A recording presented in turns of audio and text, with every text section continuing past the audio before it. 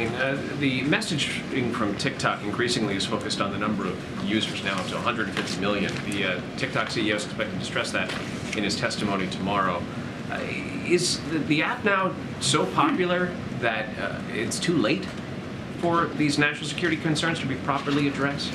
So look, I'm just going to repeat what you heard from my colleague, and what I say all the time from here is that we're just not going to comment any further on this app. We've been very clear about the national security risks that we think that it poses. There's a CFIUS review, so we're going to let that go underway and let them do their review. I'm just not going to speak beyond that. Can I just ask one follow-up Sure, on that? absolutely. Is there any way you could shed some light on why the CFIUS review process has taken as long as it has? I mean, this is now, the former president tried to ban TikTok more than 2 years ago, and the app has only grown in popularity since. What's taking so long? So I can't speak to their process. They are doing this independent review, or this process is being clearly done by them. It's a separate process. I'm just not going to speak to the timeline or how long it takes.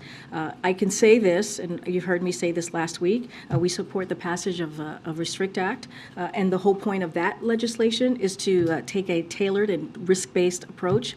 So we protect Americans, so Americans feel protected. Their freedom of speech is protected while protecting also national security. So I'm just going to leave it there for now. Go ahead. I know I meant to call on you earlier. Go ahead. Thanks.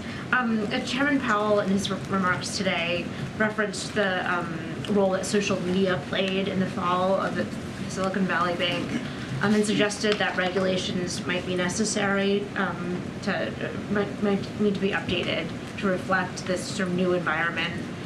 Does the White House agree with that assessment by Chairman Powell, and would there be regulations in that space?